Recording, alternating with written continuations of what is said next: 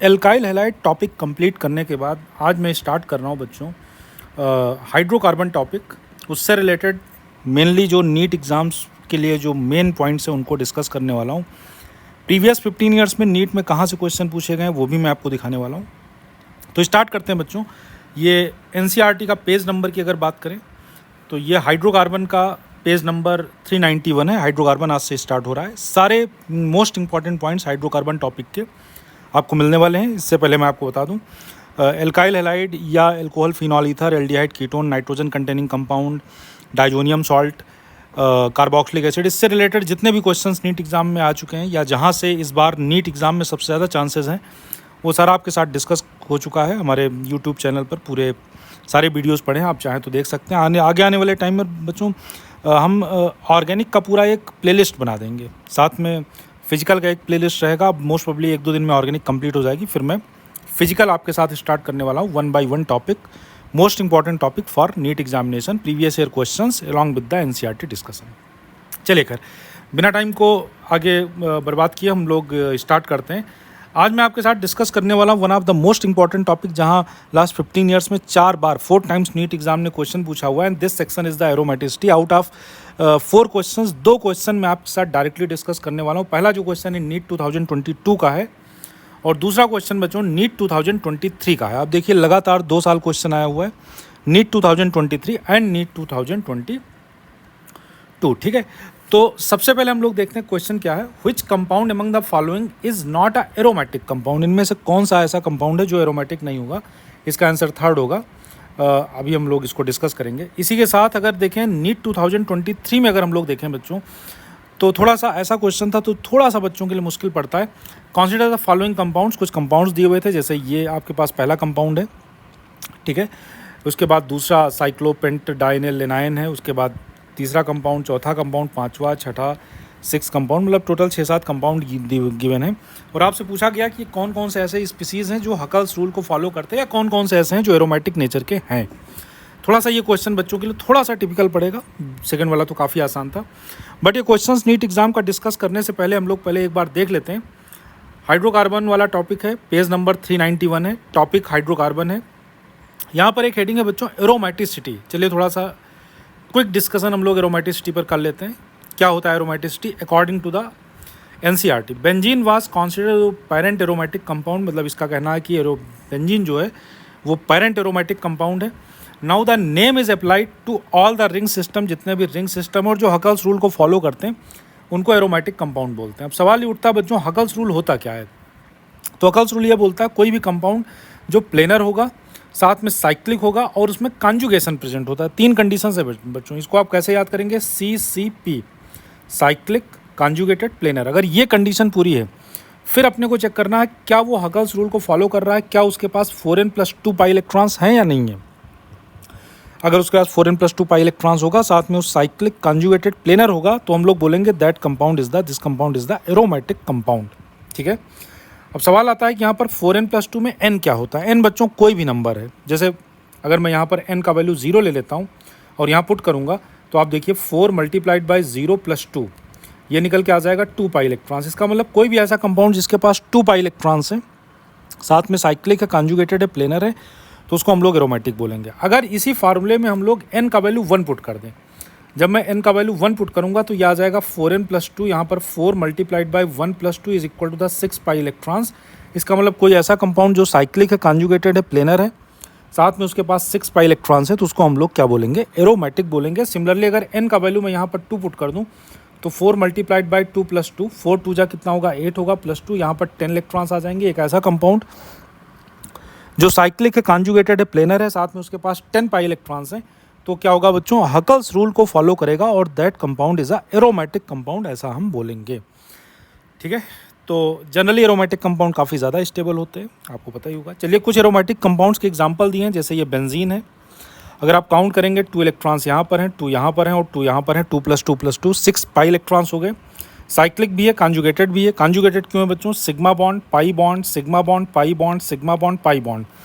Conjugation का मतलब है कि अगर alternate if compound having sigma and pi bond in alternate order, अगर कोई भी ऐसा कंपाउंड है जिसमें सिग्मा और पाई बॉन्ड अल्टरनेट ऑर्डर में है, तो हम लोग बोलते हैं वो कंपाउंड बच्चों कैसा है, वो कॉन्जुगेटेड कंपाउंड बोला जाएगा। ठीक है, साइक्लिक तो है ही है, प्लेनर भी है। प्लेनर क्यों है? क्योंकि ये देखिए कार्बन कैसा है, sp2 है, ये वाला कार्बन भी sp2 है, ये वाला कार्बन भी sp2 है, सारे कार्बन बच्चों कैसे sp2 है।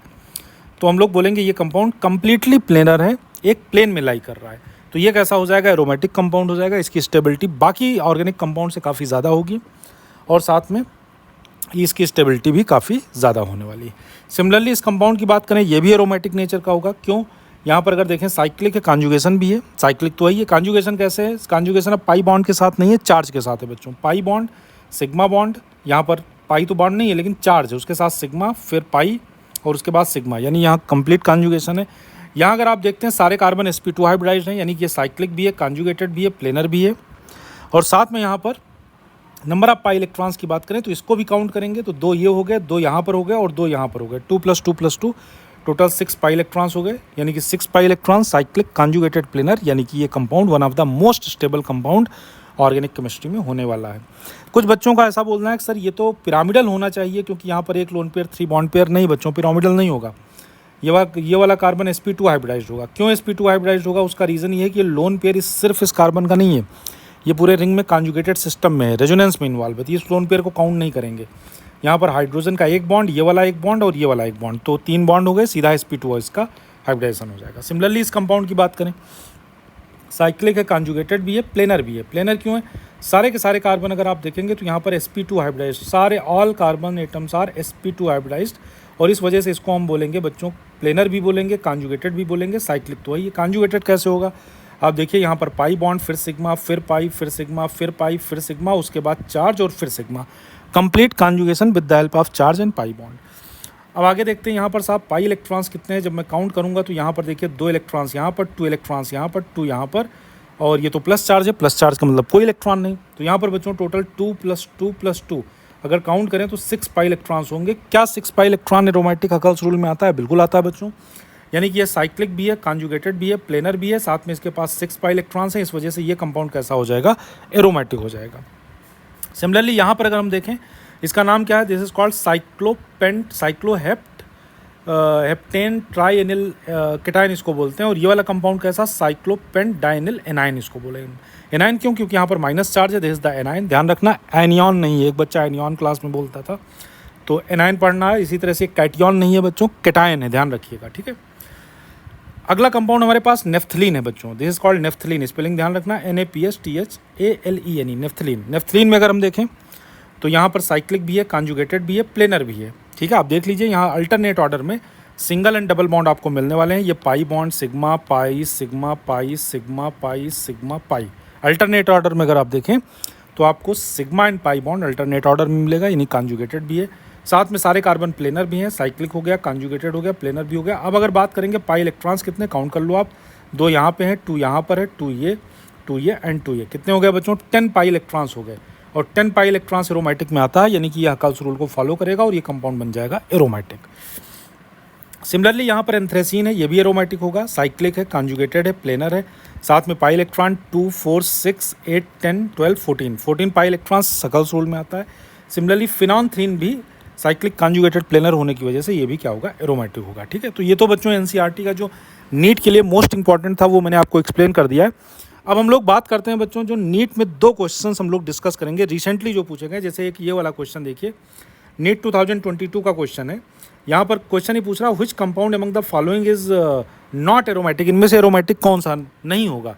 तो ये तो एरोमेटिक होगा, अभी हमने डिस्कस किया है। ये भी एरोमेटिक होगा, ये भी एरोमेटिक होगा, बट ये वाला ऑप्शन इसलिए सही होगा। आप देखिए बच्चों, यहाँ पर इसमें 2 हाइड्रोजन लगे हैं, यानी ये वाला कार्बन कैसा? sp3 हाइब्रिडाइज्ड है। ठीक है, ये वाला कार्बन कैसा है बच्चों? sp3 हाइब्रिडाइज्ड है, यानी कि ये साइक्लिक तो है, लेकिन ये ना तो कॉन्जुगेटेड है ना प्लेनर है। प्लेनर क्यों नहीं है? क्योंकि ये sp3 होने की वजह से ये टेट्राहेड्रल शेप इसका होगा। साथ में कॉन्जुगेटेड क्यों नहीं है? अगर आप ध्यान से देखें इसको तो यहाँ पर पाई बॉन्ड, फिर सिग्मा बॉन्ड, फिर पाई बॉन्ड, फिर सिग्मा बॉन्ड, उसके बाद पाई बॉन्ड, सिग्मा और फिर सिग्मा, 2 सिग्मा बॉन्ड लगा कंटिन्यूसली हो गए। It means this compound is not a conjugated compound. तो इसी वजह से third one is the correct answer. तो ये नीट 2022 का काफ़ी आसान क्वेश्चन था। चलिए एक और क्वेश्चन डिस्कस करते हैं बच्चों। अगला जो क्वेश्चन है नीट 2023 का क्वेश्चन है। आपको यहाँ आइडेंटिफाई करना है कि इनमें से कौन सा जो कंपाउंड है, इसमें से कितने कंपाउंड्स है जो हकल्स रूल को फॉलो करते हैं।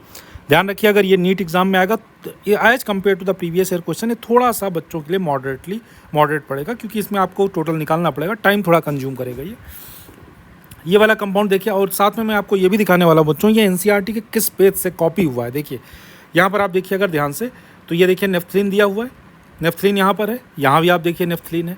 साइक्लोहेप्ट ट्राइनिल 9 ये दिया हुआ है, अगर आप देखें यहाँ पर, चलिए खैर साइक्लोहेप्ट तो नहीं है, पेंटेनिल है, ये वाला है, ये वाला ऑप्शन इसके साथ मैच कर रहा है, ठीक है बेटा। इसके साथ हम लोग देखें तो एंथ्रेसिन इसके साथ मैच कर रहा है, ठीक है बेटा। और अगर मुझे देखना है तो चलिए खैर इतने हमारे ऑप्शन मैच कर रहे हैं। तो यहाँ पर अगर देखें तो कौन कौन सा इसमें हकल्स रूल को फॉलो करेगा, एक तो ये वाला फॉलो करेगा 1, ये हो गया 2, इसके साथ ये भी फॉलो करेगा 3, और इसके बाद आप आ जाइए ये फॉलो करेगा 4, ठीक है बेटा। ये तो फॉलो करेगा नहीं, टब शेप का होता है और ये नॉन एरोमेटिक होता है, ये एंटी एरोमेटिक होगा, अगर आपको ध्यान होगा ये एंटी एरोमेटिक। तो ऑप्शन क्या होगा 1 2 3 4, इसका आंसर क्या आ जाएगा, 4th one is the correct answer. तो इस तरह के क्वेश्चन, एक सिंपल से क्वेश्चन नीट एग्जाम में आते हैं, और ये फेवरेट एरिया है बच्चों नीट एग्जाम का, aromaticity, anti aromaticity, non aromaticity से रिलेटेड। हालांकि इसका जो समरी मैंने, बहुत ही अच्छा समरी है, आप चाहें तो मेरे इंस्टाग्राम पेज पर आप फॉलो कर सकते हैं, वहाँ आपको समरी मिल जाएगा। मैंने बहुत ही बढ़िया तरीके से समरी का इसका बनाया हुआ है, aromatic, non aromatic, anti aromatic का। मैं आने वाले टाइम में इसको डाल दूंगा। तो चलिए ठीक है बच्चों, वीडियो यहीं कंप्लीट करते हैं, थोड़ा सा ज़रूर लंबा हो गया, बट ये one of the most important for NEET examination होगा, इसको आप ज़रूर देखिए। वीडियो पसंद आया हो तो लाइक करिए, चैनल को सब्सक्राइब करिए, इंस्टाग्राम को फॉलो करना बिल्कुल ना भूलें, PM पंकज मिश्रा, ठीक है बेटा। मिलते हैं अगले हाइड्रोकार्बन वाले नीट के क्वेश्चन और NCERT के डिस्कशन के साथ, मिलते हैं बेटा। Thank you very much.